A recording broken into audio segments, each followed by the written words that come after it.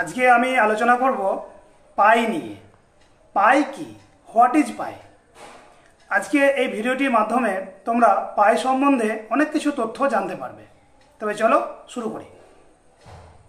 আজকে আমরা দেখব পাই কি। এই যে পাইয়ের চিহ্ন লিখেছি, পাই জিনিসটা কি সেটা আজকে আমরা বুঝব। তো এই পাইকে আমরা কোথায় পাই? দেখো, বৃত্তের পরিধির সূত্র আমরা জানি 2 পাই আর। এই দেখো পাই ঢুকে আছে। বৃত্তের ক্ষেত্রফল পাই আর স্কোয়ার। এই যে পাই ঢুকে আছে, এই পাইটাই হচ্ছে এই পাই। তো চলো আজকে আমরা জেনে নিই এই পাই জিনিসটা ঠিক কি, পাই বলতে ঠিক কি বোঝায়। প্রথমে তোমাদেরকে একটা কথা বলে রাখি, পাই জিনিসটা বৃত্তের সঙ্গে সম্পর্কযুক্ত, অর্থাৎ পাই বৃত্তের সঙ্গে সম্পর্কিত। তাহলে আমরা প্রথমে কয়েকটা বৃত্ত এঁকে নেব। দেখো, আমি কতগুলো বৃত্ত, বিভিন্ন সাইজের বৃত্ত এঁকেছি। বড়, তার থেকে ছোট, তার থেকে ছোট, ছোট, একদম ছোট, এরকম করে বিভিন্ন সাইজের আমি কতগুলো বৃত্ত এঁকে নিয়েছি। তো আমরা প্রথমেই বললাম পাই হচ্ছে বৃত্তের সঙ্গে সম্পর্কযুক্ত। তো দেখো কীভাবে সম্পর্কযুক্ত। তো প্রথমে আমরা এই বড় বৃত্তটার দিকে তাকাও। এই বৃত্তটা ভালো করে দেখো, বৃত্ত কোনটা? বৃত্ত হচ্ছে এই যে আমি গোল দাগটা দিয়েছি, একে বলে রেখাচিত্র, একে বলে রেখাচিত্র। তো এই যে রেখাচিত্রটি, এই রেখাচিত্রটিকে বলা হয় বৃত্ত। আর এই রেখাচিত্রটিকে পরিমাপ করলে যে মান দাঁড়াবে সেই মানটাকে বলে পরিধি। তাহলে পরিধি বলতে আমি বুঝবো, ধরো আমি এই বৃত্তের উপরে একটা বিন্দু, এখান থেকে আমি আমার যাত্রা স্টার্ট করলাম, এখান থেকে আমি হাঁটতে শুরু করলাম, এই বরাবর হাঁটছি, এই দাগ বরাবর, এই পুরো গোল দাগটা বরাবর হেঁটে এসে আমি আবার সেই বিন্দুতে এসে উপস্থিত হলাম, অর্থাৎ এক পাক ঘুরে এলাম। তাহলে যে দৈর্ঘ্য অতিক্রম করা হলো সেটা হচ্ছে এই বৃত্তের পরিধি। আর কেন্দ্র দিয়ে, অর্থাৎ আমি ধরো এই বিন্দু থেকে যাত্রা শুরু করলাম, এই গোল দাগটা বরাবর না হেঁটে আমি এই কেন্দ্র বরাবর সোজাসুজি অপর প্রান্তে পৌঁছে গেলাম, তাহলে যে দূরত্বটা অতিক্রম করা হলো সেটা হচ্ছে ওই বৃত্তের ব্যাস। তাহলে এই যে এই হচ্ছে পরিধি আর এই হচ্ছে ব্যাস। তাহলে প্রত্যেকটা বৃত্তেরই একটা করে পরিধি এবং তার ব্যাস পাওয়া যাবে। সেই বড় বৃত্ত, ছোট বৃত্ত এরকম কোনো ব্যাপার নয়, প্রত্যেকটা বৃত্তেরই একটা করে পরিধি এবং একটা করে ব্যাস পাওয়া যাবে। এই বৃত্তটার দিকে আমাদের লক্ষ্য রাখো। এই বৃত্তের যে পরিধি এবং যে ব্যাস দুটোই আমরা মাপতে পারবো। তো এই যে পরিধি, পরিধিকে এবার আমি ব্যাস দিয়ে ভাগ করব। পরিধিকে আমি ব্যাস দিয়ে ভাগ করছি, তাহলে একটা রেজাল্ট আমি পাবো। একই রকমভাবে এই বৃত্তের ক্ষেত্রে পরিধিকে যদি আমি ব্যাস দিয়ে ভাগ করি, আমি শর্টে লিখছি, একটা রেজাল্ট পাবো। তার থেকে ছোট বৃত্ত, তারও একটা পরিধি আছে এবং তাকে যদি তার ব্যাস দিয়ে ভাগ করি একটা রেজাল্ট পাবো। এই বৃত্তটার ক্ষেত্রেও তাই, পরিধিকে ব্যাস দিয়ে ভাগ করলে একটা রেজাল্ট পাবো। এই ছোট বৃত্ত, তারও একটা পরিধি আছে, তার একটা ব্যাস আছে, ভাগ করলে একটা রেজাল্ট পাবো। আচ্ছা, এই বৃত্তটা আমি আরও ছোট করে দিলাম, একদম ছোট করে দিলাম, এরও একটা পরিধি আছে, তার একটা ব্যাস আছে, তাকে ভাগ করলে একটা রেজাল্ট পাবো। এখন আশ্চর্যের বিষয় এটাই, এই বড় বৃত্তের ক্ষেত্রে পরিধিকে ব্যাস দিয়ে ভাগ করলে যে রেজাল্ট পাবো, এই ছোট বৃত্তের ক্ষেত্রেও একই রেজাল্ট পাবো। মানে বলতে চাইছি প্রত্যেকটা বৃত্তের ক্ষেত্রেই রেজাল্টটা একই আসবে। এটাই আশ্চর্যের ব্যাপার। এই বড় বৃত্তের যেমন পরিধিও বড়, তার ব্যাসও বড়, তাহলে পরিধিও বড়, ব্যাসও বড়, রেজাল্ট যা আসবে এর ক্ষেত্রেও তাই আসবে, এরও তাই আসবে।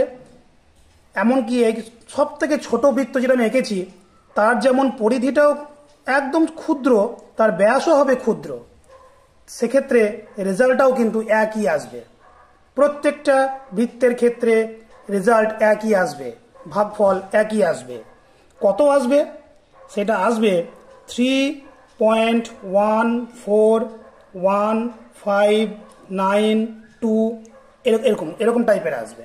অর্থাৎ 3.14, দশমিকের পর যদি আমরা 2 ঘর নিই তাহলে 3.14, প্রত্যেকটা 3.14 দিয়ে শুরু হবে।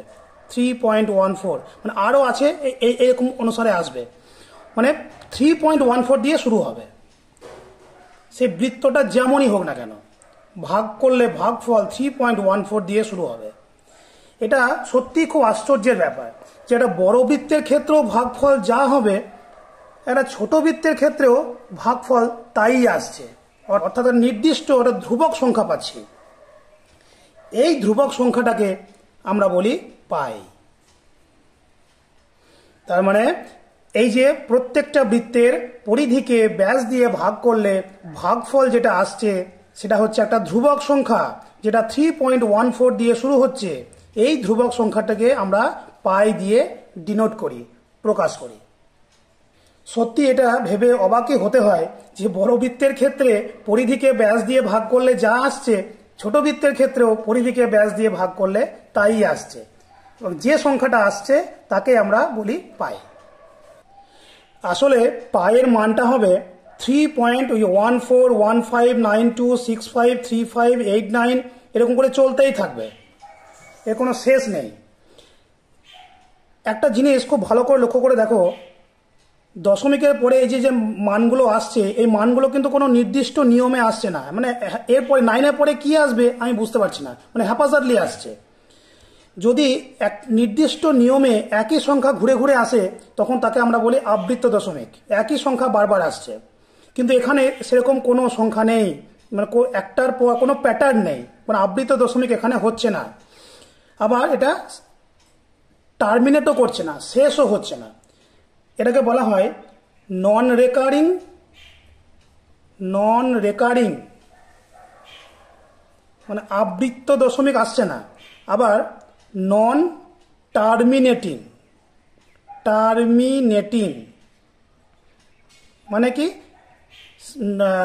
শেষও হচ্ছে না, টার্মিনেট করছে না, আবার রেকারিংও হচ্ছে না।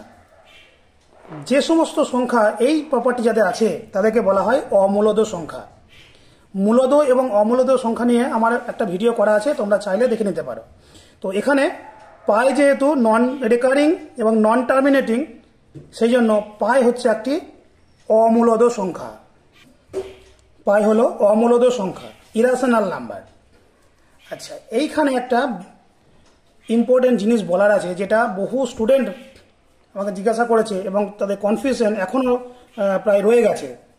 তাদেরকে আমি বলি, দেখো পায়ের মান আমরা কত নিই? পায়ের মান আমরা নিই 22/7। এই জায়গাটা নিয়ে একটু বলার আছে। পায়ের মান আমরা 22/7 নিই। আচ্ছা, 22/7 এটাকে যদি আমরা ভাগ করি তাহলে কি আসবে? এটা আসবে 3.142857। আচ্ছা, এরপরে আবার এটা রিপিট করবে, এই জিনিসটা আবার রিপিট করবে 142857, এরকম রিপিট হতে হতে চলবে 142857, এরকম চলতেই থাকবে, ভাগ কোনোদিন মিলবে না, এটা রিপিট হতে হতে যাবে। এই যে রিপিট হচ্ছে এটাকে বলা হচ্ছে রেকারিং। 1 থেকে 7 পর্যন্ত একে এই 1-এর মাথায় একটা পৌনঃপুনিক চিহ্ন দিই আর 7-এর মাথায় একটা পৌনঃপুনিক চিহ্ন দিই। এটা হচ্ছে আবৃত্ত দশমিক সংখ্যার নিয়ম, মানে এই জিনিসটা বারবার রিপিট করছে। এই যে সমস্ত সংখ্যা এই ধর্মটা আছে তাকে বলা হয় রেকারিং, মানে রেকারিং ধর্মটা আছে, সেই সংখ্যাকে বলা হয় মূলদ সংখ্যা। 22/7 হচ্ছে একটা মূলদ সংখ্যা। আবার এটা আমরা বলতে পারি মূলদ সংখ্যার যে ডেফিনেশন, যে সমস্ত সংখ্যাকে p/q আকারে প্রকাশ করা যায়, pq হচ্ছে পূর্ণ সংখ্যা এবং q not is equal to 0, এই যে ডেফিনেশন, সেই ডেফিনেশন অনুসারেও আমরা বলতে পারি 22/7 হচ্ছে একটি মূলদ সংখ্যা, কারণ 22 একটা পূর্ণ সংখ্যা, 7 একটা পূর্ণ সংখ্যা। যে সমস্ত সংখ্যাকে p/q আকারে প্রকাশ করা যায় তারাই হচ্ছে মূলদ সংখ্যা। সুতরাং 22/7 একটি মূলদ সংখ্যা, এতে কোনো সন্দেহ নেই। একে আমরা দশমিকে প্রকাশ করলে আবৃত্ত দশমিক আসছে, সুতরাং এটা রেকারিং আসছে। এখান থেকে আমরা বলতে পারি এটা হচ্ছে একটি মূলদ সংখ্যা। কনফিউশনটা হচ্ছে এইবার, পাই হলো অমূলদ সংখ্যা আর 22/7 হলো মূলদ সংখ্যা।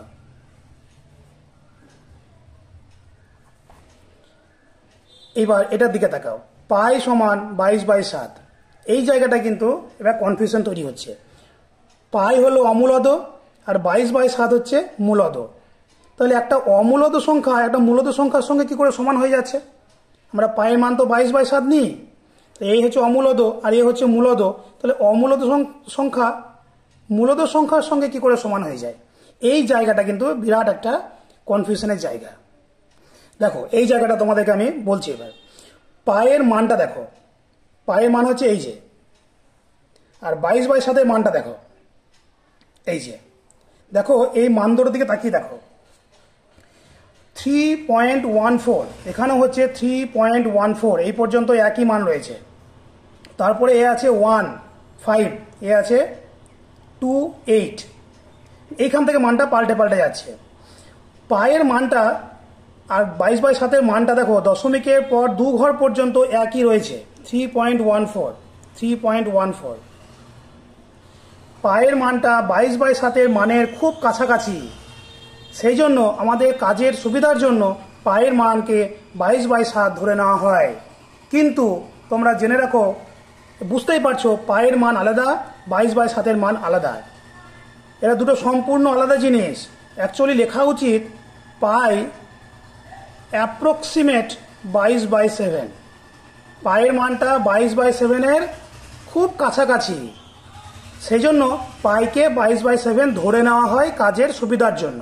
কিন্তু কখনোই পায়ের মান 22/7 নয়, কোনো দিন নয়। অ্যাকচুয়ালি আমি বুঝতেই পারছি, দেখো পায়ের মানটা 22/7 মানের থেকে ছোট, কারণ 3.14 এর পর 1 আছে, আর এখানে 3.14 এর পর 2 আছে, তার মানে এ বড় হয়ে গেল, এ ছোট। অর্থাৎ অ্যাকচুয়ালি পাই লেস দ্যান 22/7, এটা হচ্ছে প্রকৃত সম্পর্ক। কিন্তু আমাদের কাজের সুবিধার জন্য বারবার বলছি পায়ের মান 22/7 ধরে নেওয়া হয়, কিন্তু কখনোই পায়ের মান 22/7 নয়। তাহলে এবার বুঝতে পারছো, পায়ে যেহেতু 22/7 থেকে ছোট, এরা সমান হওয়ার কোনো প্রশ্ন নেই। সুতরাং মূলদ অমূলদ যে ব্যাপারটা আসছে, এটা তোমাদের মনের মধ্যে আর কিন্তু কোনো কনফিউশন তৈরি করবে না। এবার চট করে তোমাদের সঙ্গে কয়েকটা ইনফরমেশন শেয়ার করি। প্রথম হচ্ছে গ্রিক বর্ণমালার 16তম বর্ণ হচ্ছে পাই। নাম্বার 2, আর্কিমিডিস, মানে যিনি ইউরেকা বলে দৌড়েছিলেন, সেই আর্কিমিডিস প্রথম গাণিতিক উপায়ে পায়ের মান বের করেন। 3 নম্বর, ব্রিটিশ গণিতবিদ উইলিয়াম জোন্স প্রথম পায়ের চিহ্নটি ব্যবহার করেন। 4 নম্বর, গণিতবিদ ল্যাম্বার্ট প্রথম প্রমাণ করেন পাই হলো অমূলদ। বেশ, এবার একটা ছোট্ট একটা ইনফরমেশন দিয়ে আমি আমার ভিডিও শেষ করব। তাহলে পায়ের মান দশমিকের পরে 2 ঘর নিলে হচ্ছে 3.14। এই যে মান, এই মান থেকে একটা জিনিস বলা যায়, 3 মানে হচ্ছে বছরের 3 নম্বর মাস, মানে হচ্ছে মার্চ মাস, আর এটা হলো 14 তারিখ।